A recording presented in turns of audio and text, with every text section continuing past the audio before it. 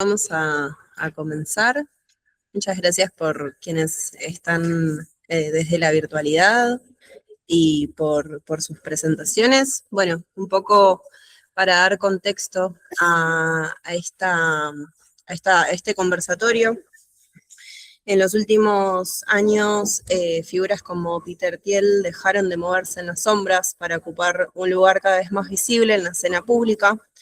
No es la primera vez que pisa Argentina, pero esta vez su presencia fue explícita, mediatizada y políticamente significativa, en un contexto donde el gobierno de Javier Milei busca ordenar la agenda. Más que una visita aislada, funciona como un síntoma de algo más amplio y la creciente articulación entre élites tecnológicas, poder político y disputa geopolítica. Y él viene desde ese núcleo duro de Silicon Valley que emergió con PayPal, la llamada PayPal Mafia, y que luego expandió su influencia sobre múltiples sectores estratégicos. En 2013 fundó Palantir junto a Alex Karp en el contexto posterior a los atentados del 11 de septiembre del 2001, cuando Estados Unidos redefine su aparato de seguridad tras el fracaso de sus agencias de inteligencia. Desde entonces, la apuesta fue clara: usar datos masivos para anticipar amenazas y trasladar funciones claves del Estado hacia infraestructuras tecnológicas privadas. Hoy ese horizonte aparece explicitado en su manifiesto, donde plantea que Silicon Valley debe asumir un rol activo en la defensa, la guerra y la construcción del orden global. En ese marco, la presencia de Thiel en el país abre preguntas más amplias. ¿Qué tipo de proyecto político y económico expresa? ¿Qué lugar ocupa Argentina en esta reconfiguración? ¿Qué implicancias tiene para nuestras democracias y qué tendencias históricas expresa esta figura? ¿Y qué nos dice de la coyuntura política su presencia en el país? Para pensar estas cuestiones nos acompaña Ekaitz Cancela, periodista, licenciado en Publicidad y Relaciones Públicas e investigador especialista en nuevas tecnologías, del País Vasco. Cancela es autor de Imaginar el fin del capitalismo, editado por la editorial Prometeo, y publicó distintos artículos sobre las transformaciones del capitalismo contemporáneo. Ahora sí, le damos la palabra para una primera intervención y el diálogo, y luego abrimos a preguntas.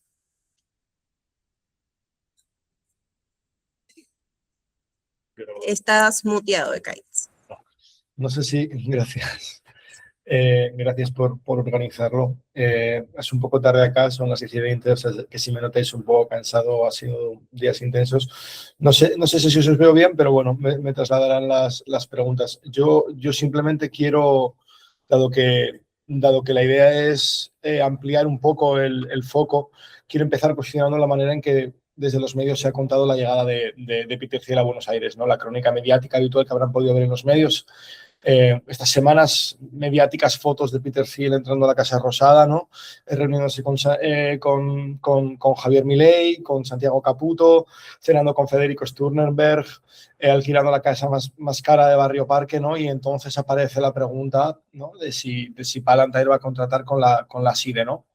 Creo que ese marco, donde parece ya que la tecnología está ya definida, tiene uso militar y no hay ninguna otra forma de pensarla, solo refuerza la campaña de comunicación que ha puesto en marcha esta compañía, desde las declaraciones tan polémicas como virales de Peter Thiel sobre el virus woke como detonante de la crisis civilizatoria, hasta el manifiesto sobre la República Tecnológica, ¿no? Que se ha vuelto viral también estos días, que ha aparecido en todos los medios del mundo después del post de Palantir, ¿no? Entonces, esto es un ejercicio de relaciones públicas que busca dominar la conversación pública, definir qué problemas existen, qué soluciones son legítimas y qué sacrificios, sobre todo sacrificios, deben aceptarse para garantizar la integración de la civilización occidental. Entonces, la forma, los marcos de introducir esos imaginarios de la ultraderecha de cómo se va a solucionar la administración del fin de los tiempos, ¿no? Si no es un fascismo que nos aniquile a todos y a todas, va a ser una forma de gobierno, un fascismo soft, ¿no? Con ciertas características de hipervigilancia y hipercontrol mediante sistemas de crédito social, cámaras y drones, ¿no? Entonces, mi propuesta para esta charla es un poco invertir la lógica y sostener que para entender qué hace Palantir en Argentina, no hay que mirar a Argentina, ni siquiera a Palantir, sino descentrar el foco y mirar al colapso del orden liberal capitalista. Y sobre todo las salidas que tratan de sostener el imperio estadounidense para sobrevivir en medio de esta crisis orgánica de sus finanzas, de su sociedad, de su política, de sus sectores productivos, ¿no? Ya no hablemos de la crisis ambiental, la manera en que la soluciona Trump, ¿no? Ver cómo eso es un sinónimo de una crisis orgánica, que aquí no es que simplemente hay un presidente excéntrico que trae hacia él, sino que es una expresión local, si se quiere, periférica, de un proceso planetario que tiene una lógica larga y especialmente políticas para Argentina. Entonces voy a recorrer mínimamente en una primera instancia una parte que es un poco más teórica, pero que creo que es necesario de entender, y luego creo que vamos a poder ir a aterrizar un poco a cómo lo veo en Argentina. Entonces, primero voy a recurrir a algunos autores, que mi tradición es la de la teoría de la dependencia, la del sistema mundo, la de Wallerstein, Arrighi y Braudel. Y voy a empezar con un pequeño marco teórico, porque creo que es importante tenerlo claro, y es que eso que se llama crisis orgánica del capital, que describíamos, solo es una intensificación de ciertas contradicciones que estructuran lo que se denomina el sistema mundo capitalista desde su emergencia en el siglo XV hasta su unificación por toda Europa occidental como una estructura económica, ¿no? Desde el siglo XV acarreamos ciertas lógicas que se expresan ahora y que vamos a ver, ¿no? Por eso Braudel proponía medir la historia no como en un acontecimiento, no un ciclo corto, ciclos políticos breves, sino transformaciones lentas de la civilización, de lo que llamaron la longue durée, ¿no? Wallerstein desde ahí construye un análisis de los sistemas mundo y trata de argumentar que el capital no es solo un sistema nacional, no solo podemos mirar el sistema de manera nacional, no solo podemos centrarnos en cómo se expresa en Argentina, sino una división internacional de trabajos entre centros y periferias, ¿no? Entonces, lo que ahora estamos viendo en los términos de Arrighi es el otoño, el fin de un ciclo hegemónico muy largo, que es la hegemonía estadounidense, que inicia a organizar el sistema mundo, iniciado en el siglo XV, después de 1945. Tras ayudar a Europa a derrotar al fascismo y tras convertirse en el único polo hegemónico del planeta desde ya casi 80 años, ¿no? Desde más de 80 años. Esta es su fase imperial y se ha sostenido desde el inicio, esto no es nada nuevo, por la fuerza militar, por impregnar de deuda y de patentes estadounidenses a las periferias y sobre todo por la financiarización, por la introducción del crédito en todo el planeta y en todos los cuerpos sociales, ¿no? Que cada día más está facilitado por las empresas tecnológicas con todo el tema de las cripto y con las fintech y sobre todo con cómo los fondos de inversión están detrás de buena parte de las tecnologías que usamos en nuestro día a día, ¿no? Entonces, aquí, y esto antes de entrar a hablar de Palantir, que llegaremos en un momento, estamos viendo que se da como un capitalismo digital financiarizado, ¿no? Donde Silicon Valley y Wall Street operan como no solo Peter Thiel, no solo Palantir, sino Silicon Valley en general y Wall Street han aliado los tres sus posturas con Washington para crear una especie de circuito global capitalista donde los actores del crédito privado, como los fondos de capital riesgo, como el private equity, que está siendo uno de los fenómenos más importantes, inyectan millones de millones en plataformas, todo tipo, no solo de vigilancia, que operan con pérdidas estructurales durante años, ¿no? Entonces, esta crisis orgánica que nos llega al presente, que nos muestra la incapacidad que tiene el capitalismo, nos permite ver que hay ciertas tendencias en lo reaccionario, en la corriente de Peter Thiel, que van más allá de un retorno medieval o una rareza tecnofeudal, sino que nos permiten ver ciertas contradicciones de cómo se ha desarrollado este propio sistema. Y aquí hay una cosa que creo que es muy importante sobre todo, antes de responder a Palantir sobre si es fascismo o no, o qué es, y creo que esto es una pregunta que hay que definir antes de hablar de Palantir, si no caemos en el juego de Palantir y en cómo estructuran los debates. Y es que Wallerstein nos deja aquí una idea interesante de por qué el orden liberal, surgido desde la Ilustración, se ha sostenido tanto tiempo hasta ahora, hasta el presente, y porque es fácil observar su crisis, ¿no? Y habla de extirparnos con Aníbal Quijano, pero sobre todo el problema del universalismo europeo como aparato ideológico que funciona de manera zigzag con dos mecanismos complementarios, ¿no? Esto es algo interesante que dice, es que por un lado está el racismo, sexismo como mecanismo de inclusión, es decir, no expulsa a las mujeres ni a las poblaciones racializadas del sistema, sino que las va incorporando en posiciones que son subordinadas. Entonces, a las mujeres de un lado las desplaza hacia el trabajo no remunerado, el doméstico y el de cuidados, fundamental para que siga reproduciéndose la clase de trabajo asalariado, y por otro lado las poblaciones racializadas las coloca en regímenes de explotación intensificada, peor pagados y con menos derechos que los del trabajador blanco, ¿no? Es decir, todos adentro del ciclo de acumulación, pero con jerarquías distintas. Estas jerarquías internas que estamos empezando, que están viendo a saltar, es la que permitía abaratar a los capitalistas occidentales, a Estados Unidos y Europa durante estos 2 siglos casi, el costo del trabajo sin tener que reconocer abiertamente que el sistema producía desigualdad. Este sistema de valores europeos, donde la desigualdad no era existente, se sostenía además mediante formas de humillación a estas clases desposeídas, racializadas, que son cualitativamente distintas de la xenofobia genérica y de la dominación patriarcal que habían conocido en esos sistemas previos, ¿no? Y lo podemos ver en Gaza y lo podemos ver en muchos de las nuevas cárceles y nuevos de los laboratorios migratorios, cómo estamos viendo que quienes no se adaptan al patrón de la acumulación se les crean zonas de aniquilación o muerte en las fronteras. Es algo que también va mucho más allá del mero hecho de Palantir, pero hemos visto cómo este zigzag se iba limitando el uno al otro en la justa medida para que el capital se reproduciera, ¿no? Entonces vemos que el universalismo europeo impide que el racismo y sexismo cristalice en castas estáticas que de alguna forma impiden la movilidad laboral del capital, y por otro lado el racismo y el sexismo impiden que el universalismo despliegue los impulsos igualitarios contenidos en su lógica, ¿no? Entonces, este zigzag funciona, y nadie se lo cuestiona, hasta hace pocos años, ¿no? Silicon Valley hasta hace nada había seguido esta estela del progreso ilustrado, esta lógica universal donde no seas malo, no seas un fascista, no seas un líder nazi, ¿no? Esa es la idea con la que Silicon Valley copta la crisis de la modernidad que se da en la Segunda Guerra Mundial, con todo el desarrollo de la tecnología llevado a simplemente aniquilar a la raza humana, no la liberación, no la emancipación, sino aniquilar a la raza humana mediante las cámaras de gas.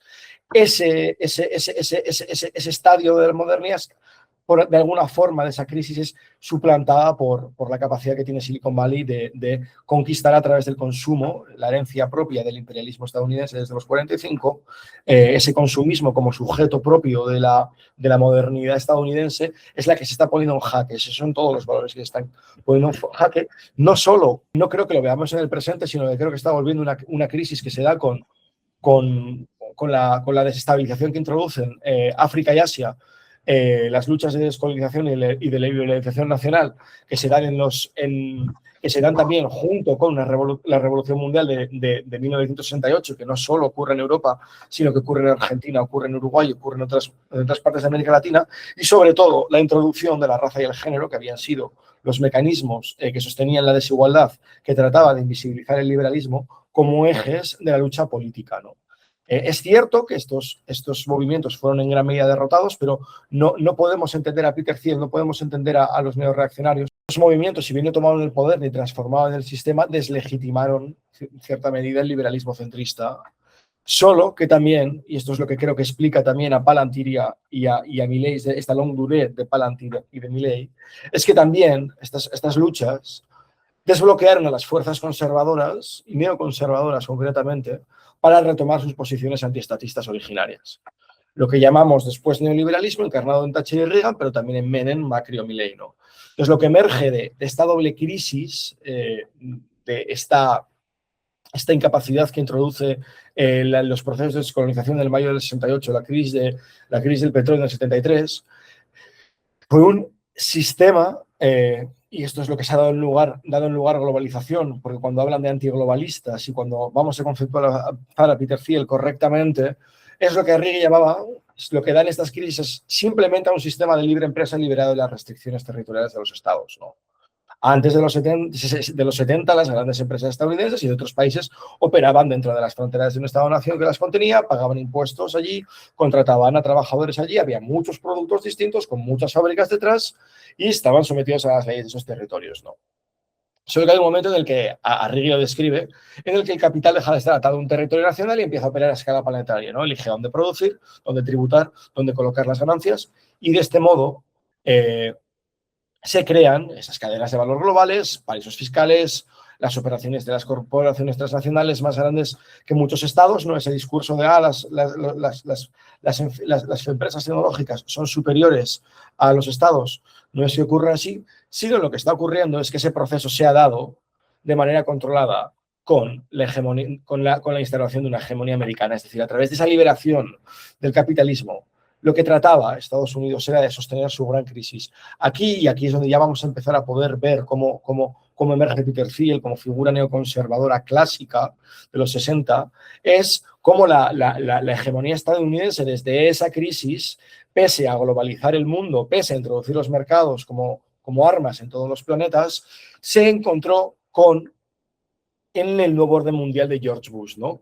Que se estableció en el sentido común con la invasión iraquí a Kuwait y que se cristalizó en la victoria de la Guerra del Golfo, ¿no? Aquí se asienta esa idea principal que sigue ahora y que se retoma ahora debido a los fracasos de los progresismos, de que la supremacía americana puede consolidarse solo si se gasta el suficiente dinero en fuerza militar, ¿no? Pero claro, esto no solo crea problemas económicos, sino que acelera la propia crisis que el capital pretende revertir, ¿no? Se crean movimientos fundamentalistas religiosos, se crean cárteles de narcotráfico, se crean milicias, se crean pandillas urbanas que asumen funciones que el Estado no puede cumplir.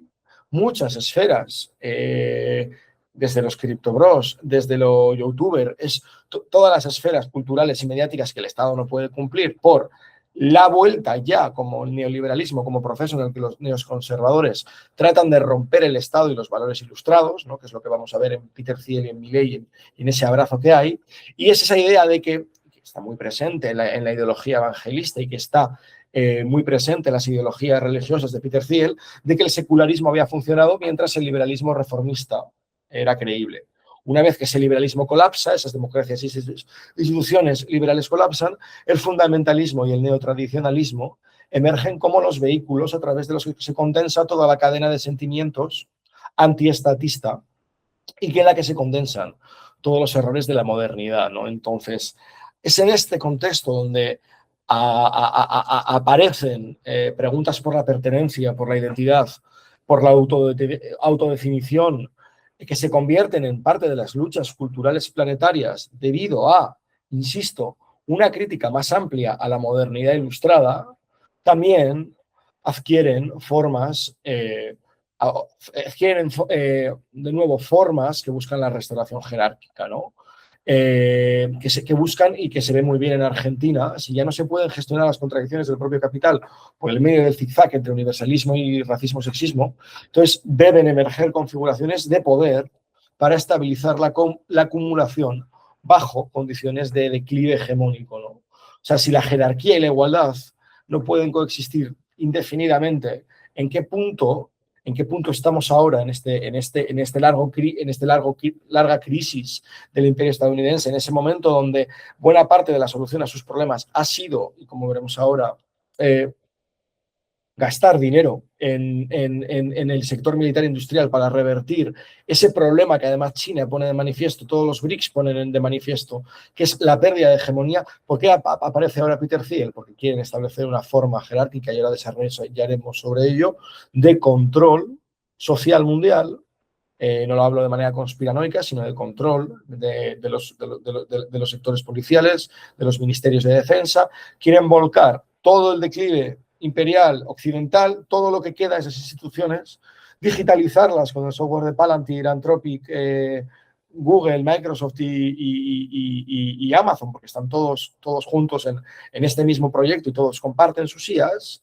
Lo que quieren es crear una infraestructura única o únicas tecnologías que sirvan para, de alguna forma, digitalizar la OTAN, digitalizar las agrupaciones con los países que consideran dentro de su internacional reaccionaria, ¿no? Y sobre todo ir provocando mediante esta lógica securitaria a nivel global, mediante la introducción de estos discursos anti-igualitaristas, anti-modernidades liberales muy fuertes, tratar de ir sosteniendo la idea de que el futuro, para ser próspero, va a requerir de mucho control social y de mucha vigilancia hipertecnologizada y de fuerza muy bruta, pero aplicada de manera soft para sostener todas las tensiones sociales y políticas que va a desencadenar esta larga crisis de casi 500 años y sobre todo de los últimos 200, que está culminando en este momento de crisis climática, ¿no?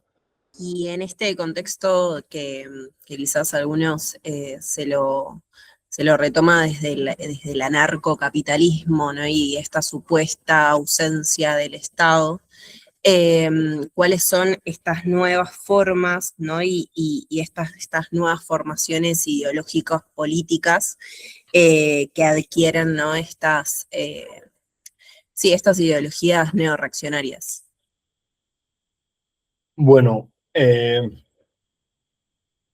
a ver, lo primero es, siempre dicen seguir la ruta del dinero, ¿no? Entonces, la neorreacción, que es lo que se llama la ilustración oscura o dark enlightenment, ¿no? Es la expresión ideológica que adopta la reconfiguración neoconservadora del presente, el que hemos escrito, es, dicho de manera rápida, un rechazo del gobierno democrático en favor de un tecnocapitalismo autoritario, ¿no? Es la segunda administración Trump, creo que en este sentido está retomando el carácter más colonial del capital tecnológico, sin ese barniz progre de la primera administración Obama, que es donde se crea este alineamiento entre el universalismo occidental, ¿no? y Silicon Valley, ¿no? O sea, era una estética de apertura a todo el planeta, la aldea global, la conectividad, la libertad de expresión mundial, han muerto todos los canales de intermediación, ¿no?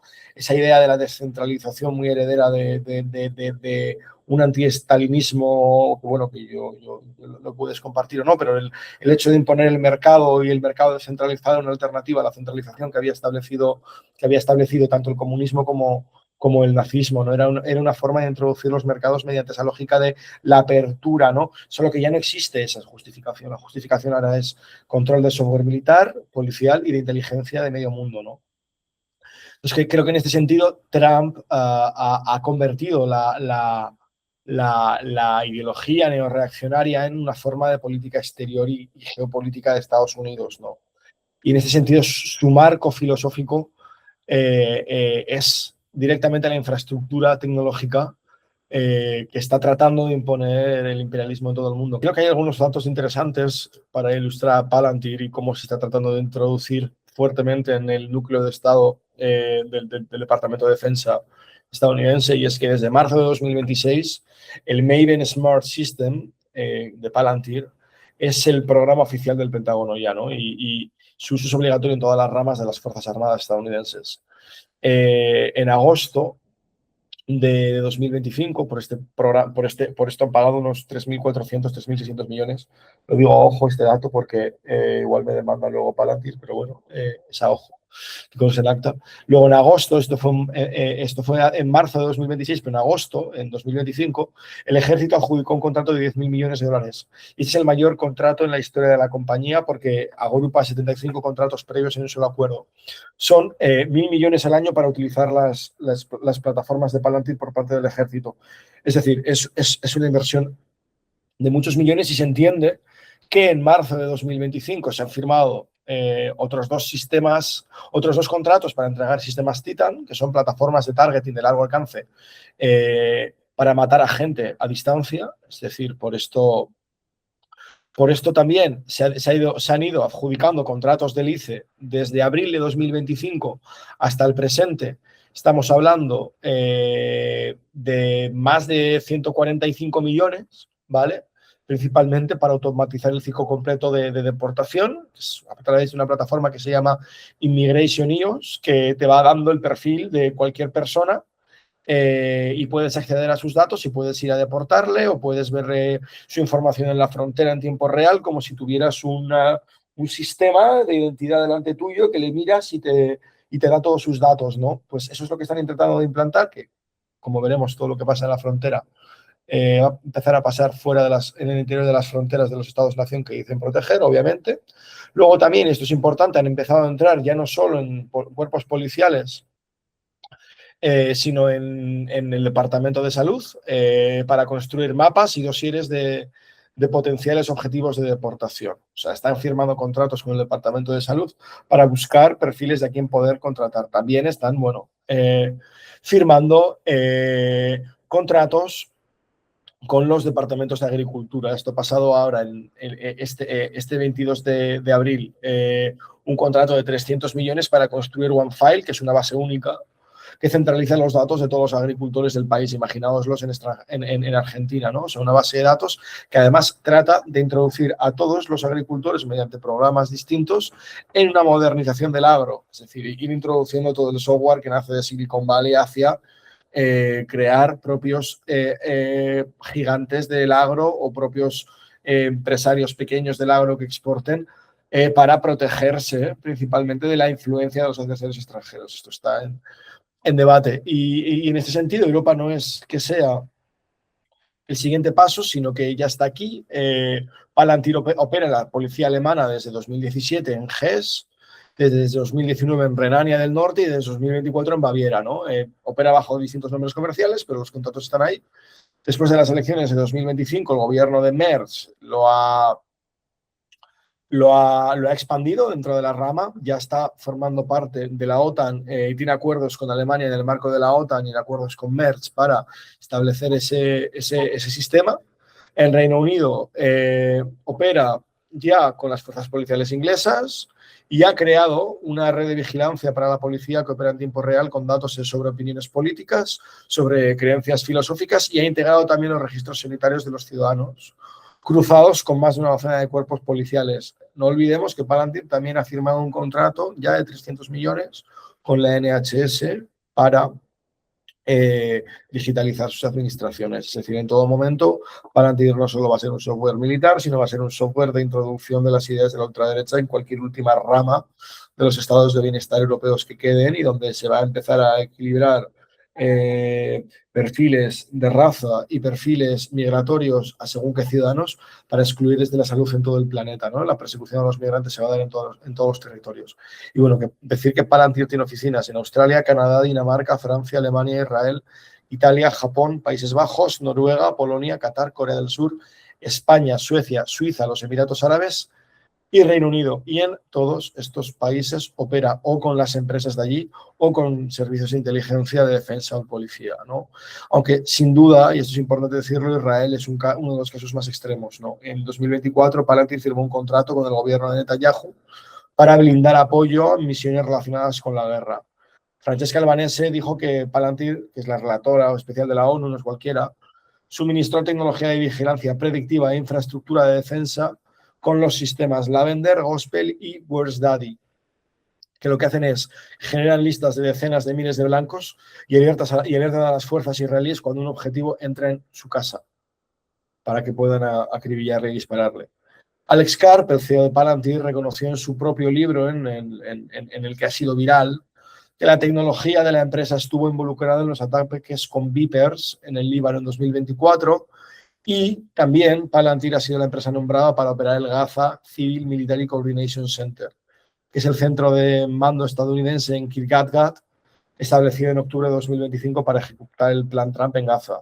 En Ucrania también se han utilizado los modelos para dar analítica en tiempo real a los ejércitos, transformar imágenes de drones, de satélites y de informes terrestres en inteligencia accionable, es decir, transformar toda esa información en algo que en el campo de batalla pueda ayudar a matar a más soldados rusos. Y en este sentido, el propio CEO de Karp vendió este servicio tras probarlo en Ucrania como una cadena de muerte digital, ¿no? Es decir, estamos viendo cómo las guerras están sirviendo, esta crisis de hegemonía también está sirviendo como un laboratorio absoluto de experimentación con todas las formas de control social. Pero bueno, en cualquier caso, de nuevo, decir que esto de Palantir no es un giro nuevo, sino que se tiene que encontrar en el eco del 11 de septiembre de 2001, que es donde estamos atrapados, ¿no? En ese clima de época creado por el aumento de los presupuestos militares. Y para Peter Thiel, aquel año 2001, fue un punto de inflexión personal, fue una crisis, él dice en sus textos, fue una crisis existencial, un momento geopolítico que en su opinión reveló los límites de los valores ilustrados ante las amenazas existenciales a Occidente, ¿no? Entonces, a diferencia de los neoconservadores que quería exportar la democracia liberal por fuerza hacia afuera, civilizar a todo el país en los movimientos iniciales, la pregunta de Thiel es otra, es cómo fortificar al Occidente moderno sin destruirlo, sin que la gente de fuera lo destruya, claro. Eso es lo que le llevó en 2003, es decir, 2 años después del 11S, con dinero del Fondo de Capital Riesgo de la CIA, con INC-QTEL, a formar Palantir, ¿no? Es decir, nació del vientre del Estado de Seguridad Nacional estadounidense, como tantísimos otros proyectos en la época de Reagan, ¿no? No olvidemos que no podemos entender el giro autoritario tecnológico actual sin la larga recorrida, ¿no? Reagan propuso la mayor expansión militar en tiempos de paz de la historia estadounidense, ¿no? Esto de 180.000 millones de dólares de incremento en 6 años. 180.000 millones de dólares en 6 años. Desde finales de 2001, es decir, ya ha acabado esa época Reagan, desde 2001, desde el 11S hasta 2022, Estados Unidos se comprometió a gastar un estimado de 8 billones de dólares. Solo en el año fiscal de 2027, Trump ha puesto un presupuesto de 1,5 billones de dólares en defensa, un aumento del 44% para el Departamento de Guerra. Cifras que superan incluso el pico de Reagan y se acercan a los niveles previos a la Segunda Guerra Mundial. Es decir, estamos viendo los mayores niveles de inversión tecnológica en la historia en plataformas de inteligencia artificial y de traqueo de migrantes. Es completo, bueno, aparte de otros miles de cosas que están en los ejércitos, ¿no? Pero estamos viendo como toda esta ideología de gastar dinero en defensa viene muy controlada y muy dirigida por Silicon Valley y por una idea que tiene esta nueva generación de políticos reaccionarios en buena medida, porque Peter Thiel les habla a los oídos y les convence. Tiene que ver con buscar chivos expiatorios, como decía René Girard, una de las personas, uno de los filósofos franceses en cuyos círculos no estaba Peter Thiel, pero sino que se colaba en sus clases, ¿no? Solo que Peter Thiel pervierte la idea de los chivos expiatorios de Girard para decir que él hablaba, bueno, para reconfigurar su fe, ¿no? Una persona que de repente escucha a alguien, lo malinterpreta, está paranoiado con un trauma del 11S y forma la mayor empresa de esta. Da para una película, en realidad. La realidad supera la ficción. Pero básicamente lo que viene a argumentar es que si el orden social requiere víctimas, sacrificios, entonces la protección de las poblaciones vulnerables es el obstáculo principal para la gobernanza, ¿no? Y que en ese sentido lo que los oligarcas intelectuales han entendido y lo que los centristas, liberales y progres se niegan a reconocer es que las contradicciones del sistema mundo son contradicciones que solo se van a resolver por la fuerza y que solo hay un cambio de concepto donde liberar ahora significa acelerar las fuerzas del mercado sin ningún tipo de fricción democrática, ¿no? Es decir, reproducir prácticas coloniales adaptadas al siglo XXI y profundizar el alcance del capital en un momento donde el Estado no puede garantizar la acumulación, ¿no? Entonces, en este sentido vemos una crisis absoluta y a la que la ultraderecha da una solución. Bien, si querés seguir con, bueno, un poco lo que veníamos comentando sobre este ataque a figuras como Greta Thunberg y como todo el movimiento ambiental, cuáles son estos desafíos, ¿no? Y por qué estos movimientos sociales de base y también ambientalismos figuran como enemigos, ¿no? Bueno, se va estructurando por la propia dinámica, por cómo ellos creen en su cabeza que el capitalismo genera las crisis y busca soluciones. Aquí hay un concepto que es el de Nick Land, que se llama teleoplexia, que es como la base filosófica de esta visión, y es que el capital es como un circuito acumulado que se autopropulsa, en el que la aceleración del capital es la conducta normal, y si se para la aceleración permanente del capital en su desarrollo tecnológico, el sistema muere y desaparece, ¿no? Entonces, es una radicalización en este sentido del progreso que pedía el proyecto ilustrado, es un progreso acelerado, ¿vale? Pero recogiendo sus tendencias oscuras, más oscuras de la ilustración, más, si se quiere, fascistas, para acelerarlo, ¿no? Y eso es lo mismo que hicieron los fusionistas, es lo mismo que hicieron los fascismos en Italia y en Alemania con sus corrientes estéticas, que eran en ese sentido aceleracionistas, ¿no? Donde proponían un uso de la tecnología que permanentemente crecía, ¿no? Y eso era como el goce estético del ser humano en esta crisis de la modernidad liberal, ¿no? Entonces, bueno, en ese sentido, el declive, dado que el declive occidental aparece en crisis, se buscan a buscar tragedias de un capitalismo que retiene o que es desafiado o atado por fuerzas extrínsecas a él. Y ahí es donde se entra a Greta Thunberg. Ahí es donde Peter Thiel nombra a Greta Thunberg el anticristo, la persona que ha venido a poner en jaque el imperio. Tú te imaginas, ¿no? Pero no solo es Greta Thunberg. Son los migrantes, son las mujeres, es la gente queer, ¿no? Pero nunca son las dialécticas intrínsecas de la globalización neoliberal que provocan pobreza y desigualdad, no la que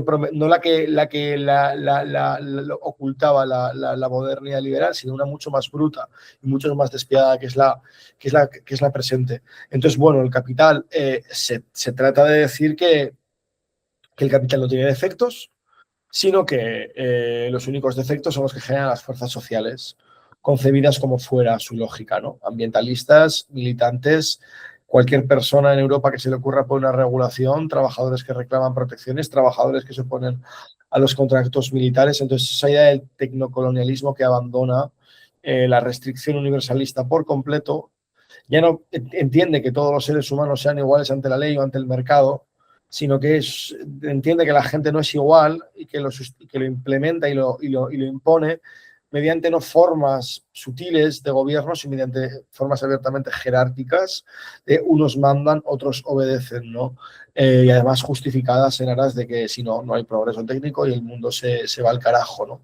Entonces, bueno, eso es como se entiende lo que Peter Thiel diría: yo no creo yo ya no creo que la libertad y la democracia sean compatibles, ¿no? Es el programa político de la nueva reacción, y además es la gran mentira que nos contaron los progresistas en la Segunda Guerra Mundial, que nos dijeron que democracia y mercado iban de la mano. Y era mentira, nunca fueron de la mano. Y ahora se está viendo. Y en relación a este concepto que usás de tecnocolonialismo, no sé si puedes desarrollarlo un poco más en relación o en contraposición al otro concepto que es tecnofeudalismo, que quizás es el más reconocido, ¿no? ¿Cuáles serían como las diferencias de estos conceptos y por qué usar uno por sobre el otro? Bueno, a ver, debate intenso, pero no sé, tiendo a desconfiar de los debates del tecnofeudalismo y incluso del tecnorentismo de Durant y de Ricard. Creo que tienen serios problemas para realizar la generación de mercancías y la distribución de mercancías en el presente, pero principalmente porque es completamente extraño llamarlo un sistema tecnofeudal donde tres empresas, cuatro, Alphabet, Meta y Microsoft, gastan 700.000 millones de dólares al año en su carrera por la inteligencia artificial, ¿no? Es inversión en centros de datos, en chips, en infraestructura básica para sostener sus actividades. Esto era de 250.000 en 2024 y se proyecta que para 2027 sea 1 billón. O sea, estamos viendo que estas empresas no están parando de gastar dinero en sostener su imperio. Entonces no creo que sean señores feudales que hacen su dinero sin esfuerzo, sino que estamos ante una competencia feroz entre capitalistas que planifican, que utilizan medios políticos para competir entre sí, que son China y Estados Unidos, pero que son capitalistas feroces donde lo único que importa es desarrollar los medios de producción del siglo XXI. Y da la sensación de que llamarlo tecnofeudalismo es algo completamente ajeno al capitalismo de siempre, cuando en realidad sigue sus propias lógicas. Es el mismo encuadre que vengo criticando de la Guerra Fría, que se utilizó un mecanismo muy similar para separar la economía de la política e impedir que la democracia pusiera límites al imperialismo, ¿no? De hecho, el imperialismo era democratizar hacia afuera, ¿no? Entonces se articularon redes nacionales neoconservadoras, como las que se articulan hoy para que Milei llegue al poder, que en colaboración con los gobiernos occidentales apoyaban a grupos anticomunistas para debilitar a la izquierda, ¿no? Entonces, así se podría presentar cualquier problema, ¿no? Como los que hablábamos de la descolonización en África y en Asia, pero también los problemas de los derechos civiles en Europa y en Francia, hasta las luchas de América Latina como una amenaza externa y no como una contradicción interna del propio sistema. Entonces, si aceptamos la etiqueta del feudalismo, compramos el mismo marco que quieren los neoreaccionarios y compramos el mismo marco que Steve Bannon. Y si tú, Varoufakis, hablas igual que Steve Bannon, identificas en los mismos términos a tus enemigos, es que estás haciendo el juego al enemigo, ¿no? Entonces, los problemas del capitalismo no vienen de afuera, son evidentemente problemas propios. Y eso creo que yo lo trato de ver eh, en cómo se está construyendo la infraestructura material de lo que llamamos colonialismo, ¿no? Que es un término que además que se define como decía antes como se decía antes en la introducción, en un paper que escribo con Anita Fuentes, con una investigadora feminista aquí de Madrid, y donde tratamos de entender el tecnocolonialismo como la privatización de 4 funciones críticas del Estado, ¿no? Que es además el marco que establece en el informe de Authoritarian Stack Francesca Bria, ¿no? Que es muy interesante, que son los datos, la defensa, la energía y el dinero, ¿no? Entonces, los neoreaccionarios llaman a esa tecnología patriótica, ¿no? Y la tecnología patriótica, ¿qué hace? Pues trata de integrar los registros históricos dispersos de todos estos 5 dominios, en todos donde se dan procesos de desposesión y de colonización muy heavy, y hablamos de archivos de tráfico, informes policiales, datos de los servicios sociales, historiales de localización en tiempo real, mensajes privados, perfiles digitales, y convertirlos progresivamente en una infraestructura planetaria de control y vigilancia que se compone de nubes, de drones, de inteligencia artificial, de satélites. Y vemos que esta máquina, además, tecnocolonial, que ahora veremos cómo se puede expresar en otros lugares, creo que sí que es como un bucle de cómo funciona la teleoplexia del capital, ¿no? Y de cómo todo lo que hay detrás de Palantir es el enriquecimiento suyo, ¿no? Entonces vemos que la ideología neoreaccionaria justifica la inversión en software de defensa, ¿no? Es decir, hay que gastar en el sector militar industrial. Esa inversión termina capturando después las formas que operaba el Estado de manera tradicional y empieza a profundizar empieza a extenderse, es decir, las empresas como una extensión del Estado, no como una institución del Estado, es decir, el Estado, para imponer su hegemonía afuera, lo que ha hecho Peter Thiel es convencer a Washington, no al revés. Es decir, el Estado, con la ayuda de Palantir, se extiende y de ese modo el poder estatal necesita de los servicios de la IA, de estas empresas, para imponerse a sus enemigos, ¿no? Entonces, vemos cómo los contratos públicos en este bucle, en el que probablemente entra Argentina, construyen progresivamente una infraestructura que se vuelve indispensable para Estados Unidos y para los aliados de la OTAN, ¿no? Entonces, hay un aparato tecnocolonial que disuelve los límites entre autoridad pública y acumulación privada mediante esta forma tan clara de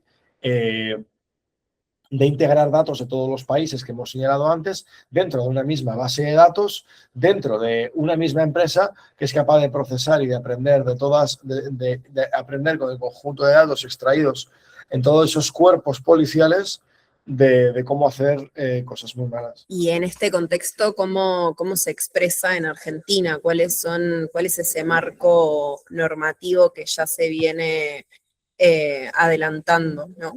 Aquí hay un elemento que es obviamente cómo se expresa en Argentina, y yo creo que ya es hora de hablar de ello, y creo que el marco útil para pensarlo es los 5 dominios de los que hablábamos, ¿vale? Entonces los voy a recorrer uno a uno si queréis, porque me he tomado unos apuntes para explicarlos. Y de esa forma lo visualizamos bien. Vemos que el DNU del 941 de 2025, firmado el día de Nochevieja, el 31 de diciembre, reformó por completo la Ley de Inteligencia Nacional y otorgó a la SIDE nuevas facultades, ¿vale? Ahí en su artículo 15 crea la Comunidad Informativa Nacional que concentra los datos guardados por la SIDE, pero no solo, sino por la Cancillería, los Ministerios de Justicia y de Seguridad, el RENAPER, la Dirección Nacional de Migraciones, el Centro Nacional de Ciberseguridad, la CONAE, la Autoridad Regulatoria Nuclear, el CNA, el RENAR, la aduana y ARCA, entre otras, ¿no? De manera paralela, la jefatura de gabinete de Manuel Adorni asume poderes sobre el SINTIS, que es el Sistema de Identificación Nacional Tributaria y Social, y que coordina el intercambio y acumula los datos de más de un centenar de organismos y concentra información patrimonial, tributaria y social de todas las personas jurídicas y físicas del Estado argentino. Entonces, el cierre de este círculo lo prepara el debate sobre el reconocimiento de Estados Unidos como jurisdicción adecuada en materia de protección de datos personales, lo que habilita o legitima más la transferencia de información hacia empresas estadounidenses sin que haya ninguna barrera, como las que lleva décadas estableciendo Europa. Entonces, esto que ya está ocurriendo, la reforma del Estado de Milei, sin tener que pensar en Peter Thiel, sin tener que proyectar cómo va a ser el futuro, ya es la arquitectura legal que Palantir necesita para entrar a la administración, ¿no? Que es lo que ha alertado la Asociación Gremial de la Computación Argentina, diciendo que la integración masiva de datos, el análisis predictivo mediante IA y la automatización de decisiones para profundizar en lugar de sustituir las funciones de vigilancia, control policial, en lugar de otras ramas de la administración del Estado, ¿no? Ya se está viendo. Incluso se vio con Patricia Bullrich, cuando era ministra de Seguridad, que preparó todos los medios para un contrato extra large con Palantir. Iba a entrar en el gobierno con una agencia de la seguridad migratoria, ¿no? Dirigida entonces por Diego Valenzuela, y iban a utilizar la misma tecnología que ICE utilizaba en sus redadas migratorias en Minneapolis y en Estados Unidos, ¿no? Karine Milei solo abortó el negocio porque creo que no se estaban llevando la suficiente plata del intercambio. Entonces, en datos ni siquiera hay que verlo, porque esos datos ya están preparaditos para que Palantir entre directamente y seguramente Palantir va a tener acceso a todos esos datos si no los tienen ya. Defensa es un ámbito interesante porque en Argentina, en diciembre de 2024 también, siempre en fechas señaladas, se firmó la compra de Dinamarca de 24 cazas F-16 de origen estadounidense. Los primeros 6 aterrizaron en Río Cuarto a finales de 2025 y la operación se cerró con un acuerdo paralelo entre Estados Unidos que daba a Argentina acceso a tecnología avanzada en comunicación y armamento dentro del programa F-16. Y esto lo cuento porque en paralelo el Ministerio de Defensa ha anunciado la adquisición de fusiles fabricados por Israel para reemplazar el armamento del ejército y también con otras municiones de fabricación israelí. El gobierno ha solicitado a través del entonces ministro Petri el ingreso de Argentina como socio global de la OTAN y además Argentina se está integrando en la cadena de suministro militar de Washington y Tel Aviv, ¿no?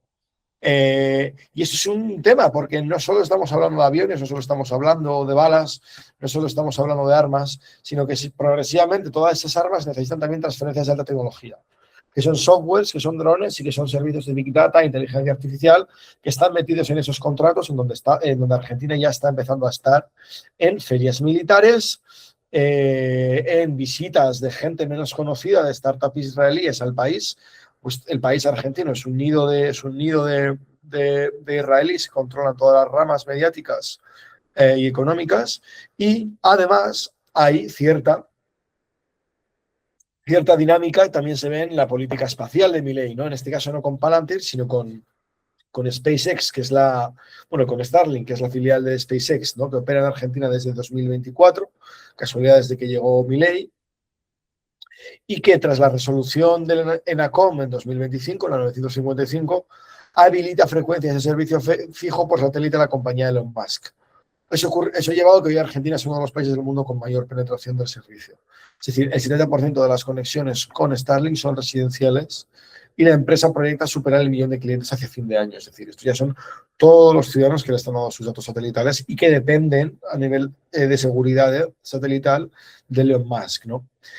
Esto además es curioso porque se está empezando a desfinanciar ARSAT, la empresa de telecomunicaciones que iba a ser la contraparte pública del despliegue satelital y que lo ha hecho con tres centros de datos y con cables submarinos y fibra óptica.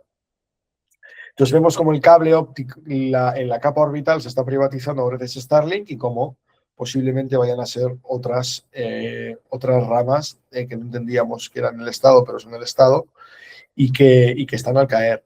Y aquí creo que los dos frentes más importantes son y con esto ya acabaré, que es el dinero y la energía.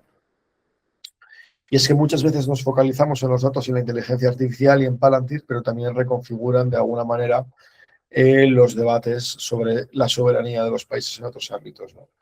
Tenemos el proyecto Stargate en Argentina, que conocen, fue anunciado en octubre por OpenAI y Su Energy, en la Casa Rosada, para hacer un megacentro de datos en la Patagonia, ¿no? Proyectando una inversión de 25.000 millones y una capacidad eléctrica de 500 megavatios, que es casi como el consumo energético de una ciudad de 250.000 habitantes, ¿no?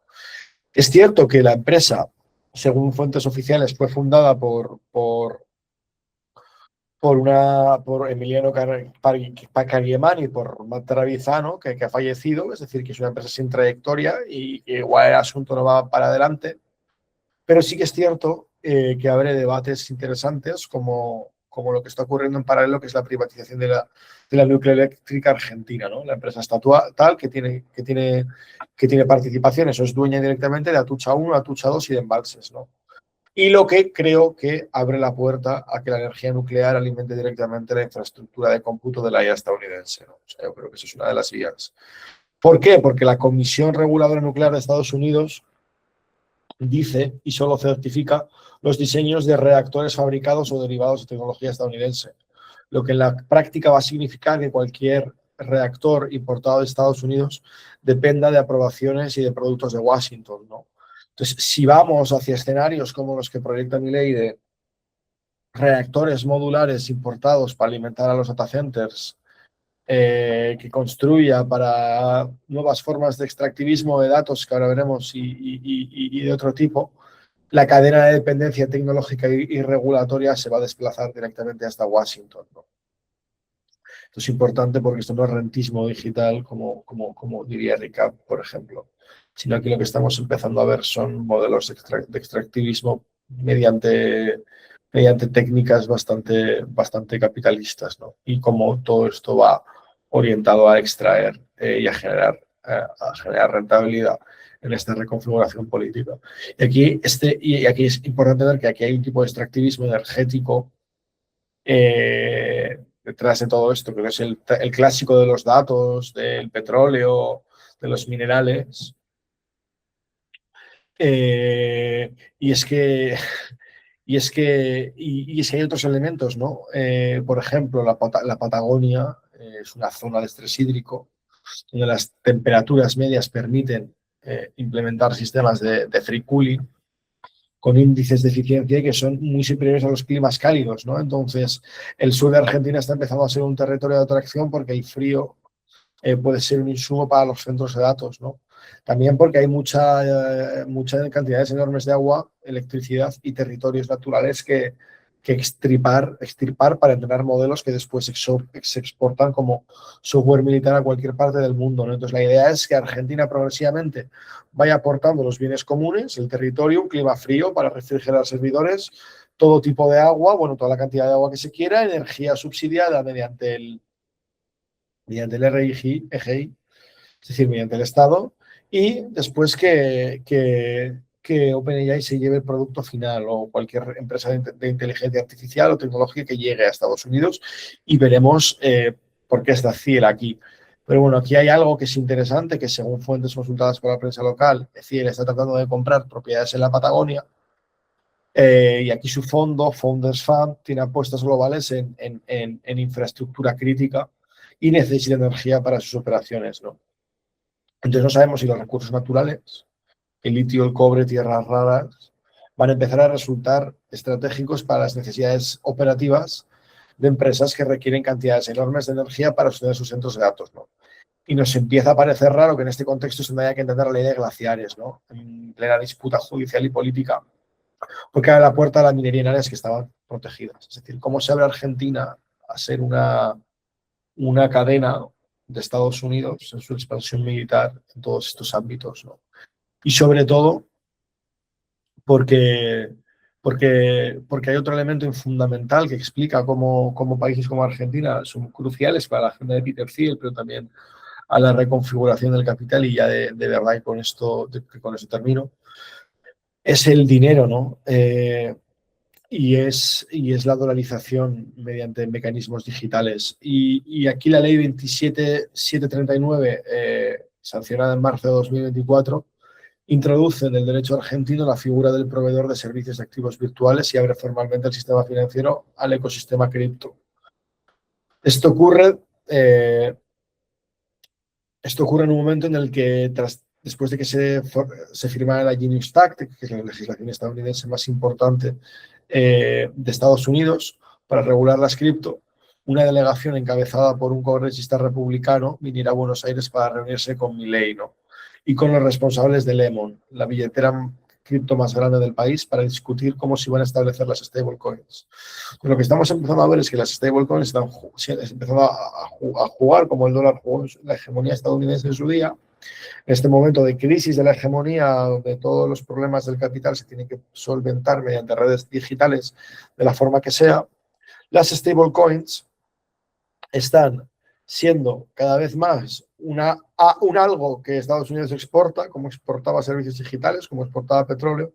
Ahora Estados Unidos exporta stablecoins respaldados por bonos de tesoro, y Argentina, con su demanda crónica de dólares, funciona como mercado para esa exportación monetaria, ¿no? Lo que en otras épocas hubiera sido una dolarización del billete físico, el peso argentino, hoy esa dolarización es digital. Y tiene 3 beneficiarios estadounidenses antes que el Banco Central argentino, que son casi siempre Coinbase, Circle y Tether, que son las plataformas principales, todas que apoyan a Donald Trump. Después los criptobonos que se llevan el dinero, y luego después, ¿no? Pero es interesante que para muchos argentinos descantados con la política económica, el acceso a criptomonedas y stablecoins, que forman parte de la misma ideología que la que profesa Peter Thiel, por eso es todo un punto muy amplio, porque permite conectar a los mercados laborales globales, escapar del peso y operar fuera del radar de las autoridades fiscales, ¿no? O sea, es interesante cómo los propios problemas que genera la evasión que llevan a cabo los inversores extranjeros estadounidenses con Macri, ahora vuelven a seguir robándote la plata, ¿no? Es increíble, ¿no? Entonces, la criptomoneda argentina funciona como un atajo para acceder al dólar. Y por eso alrededor del 60% del volumen de transacciones cripto en Argentina involucran stablecoins, ¿vale? Entonces, no hablamos solo de especular con bitcoins, sino de dolarizar la economía argentina. Entonces, de alguna manera, si se entiende bien, es como el Genius Act, y que Argentina lo deja que permee. Aquí detrás del Genius Act está uno de los criptobonos más importantes y que forma parte del entorno de Thiel, Horowitz, el criptozar le llaman, inversor de A1650, el que más ha alimentado toda la idea de las criptomonedas en Estados Unidos. Es la mano derecha de Peter Thiel y de Trump. Lo que hacen es institucionalizar, no es un plan de locos, es institucionalizar el flujo de caja global que va a las criptomonedas y capturar su renta para el tesoro estadounidense, ¿no? Entonces, las criptos se convierten en un componente central no solo del retroceso democrático global, ¿vale?, sino que se convierten en mecanismos para sostener al imperio y para ayudar a los autócratas, amigos de Peter Thiel y de Silicon Valley, a centralizar poder, enriquecer a criptobros libertarianos que luego financian campañas de ultraderecha o campañas contra las feministas argentinas que encabezaban los procesos de lucha y emancipación en el último ciclo de movilización social, ¿no? Pues el caso de Milei, junto al caso de Trump y Bukele en Salvador, resulta bastante claro de cómo se están utilizando las criptomonedas para servir a los intereses financieros de Estados Unidos, y a cambio alguien les da algo, ¿no? Como con Libra, ¿no?, donde Milei promocionó un meme coin que colapsó en pocas horas y que se llevó por delante más de 280 millones de dólares en ahorros, 65 pequeños inversores, ¿no? Entonces, bueno, la administración del software y la subordinación de la política completa a una racionalidad de guerra permanente y de austeridad permanente ha llegado para quedarse. En ese sentido, el software no deja de ser una forma de sostener la hegemonía, una pequeña capa que organiza lo político desde la infraestructura autoritaria que están construyendo esas empresas gracias a contratos públicos con Europa y pronto con Argentina. Y bueno, es empezar a también lanzar la hipótesis ya final de si Argentina es como la nueva sede de la Operación Cóndor, ¿no? De si entendemos que la Operación Cóndor fue ante todo una infraestructura de gestión de la información que se asentaba sobre tres pilares principales, que era una base de datos centralizada de inteligencia regional ubicada en Santiago, un canal de comunicación encriptado entre dictaduras y una oficina de coordinación y comando avanzado para supervisar operaciones conjuntas, la TSEO, que integraba a Argentina, Chile y Uruguay, para perseguir a todos los exiliados en Europa. Entonces, bueno, aquello era una alianza militar, pero sobre todo una fusión de datos transnacionales construidos para identificar, rastrear y capturar para luego hacer desaparecer a los disidentes a escala continental, ¿no? Entonces, lo peor que podemos pensar es si la SIGE de hoy, en términos de su mandato de centralizar la información y de la red de organismos que coordina, organiza una arquitectura que ya está ahí, ¿no? Unas raíces que ya están ahí en nuestro imaginario, solo que esta vez no se va a llamar Cóndor, sino que va a estar conectado a un proveedor estadounidense como Palantir, ¿no? Y si en ese sentido Argentina es una hoja en blanco para los experimentos que estos magnates quieran llevar. Y con eso termino. Bueno, muchas gracias, Ekait. Me parece interesante esta visión que nos traes de conectar como las múltiples escalas, ¿no? De no entender la tecnología o esto que trae Palantir al escenario y al contexto argentino como algo aislado, sino más bien como una serie de políticas que vienen también desde una lógica en particular, y que particularmente también está en un contexto económico, por ejemplo, esto, ¿no?, que mencionaba sobre la modificación de las leyes glaciares, como también el régimen de incentivo a las grandes inversiones, el RIGI, ¿no? Hay toda una lógica detrás. Entonces me parece muy interesante entender la tecnología como una política, por supuesto, como política que es, pero también me parece el lugar, quizás el momento indicado para preguntarte ya para finalizar y también para quienes quieran participar con sus preguntas, sus dudas, ¿cómo nos podemos pensar, ¿no?, quizás en un escenario más optimista, qué otro tipo de tecnologías podemos pensar en este contexto, ¿no? Claramente hay un montón de otras tecnologías no tecnocolonialistas, y quizás también nos podrías compartir, ¿no?, como un cierre desde este lugar, ¿no? ¿Qué alternativas se puede empezar a formar para hacer frente, ¿no?, a este contexto? Bueno, a las 11:30 de la noche a mí se me ocurren pocas utopías, debo decir, pero bueno, yo creo que la batalla es empezar a articular una red organizada que se enfrente a los proyectos de infraestructura que están llegando con los centros de datos, a los proyectos legislativos que se están llevando a cabo y sobre todo tratar de intentar hacer esa conexión entre los procesos históricos y los procesos presentes, ¿no? O sea, no se me ocurre ninguna tecnología emancipadora más allá de la organización social revolucionaria. O sea, no hay nada más emancipador. No hay ninguna, quizá el porro, ¿no? Es una tecnología igual de emancipadora por la capacidad que te permite para conectar con la realidad, ¿no? Que es lo que te permitiría el SD o una tecnología, ¿no? Esa capacidad de extender tus energías humanas para alcanzar una meta que de alguna manera lo vives en un plano estético y contemplativo, pero que en la lucha política se alcanza mediante alcanzar el fin, que es revolucionario, es dejar de separar la tecnología por un lado y la sociedad por otro, y empezar a introducir la tecnología en buena parte de nuestras críticas, pero sobre todo de nuestros proyectos alternativos, y no ser izquierdas más algorítmicas que piensan más en términos tecnológicos, no solo para encontrar a los enemigos, sino para ver cómo en buena parte de sus labores de formación de cuadros, de sus labores pedagógicas, de sus labores de divulgación,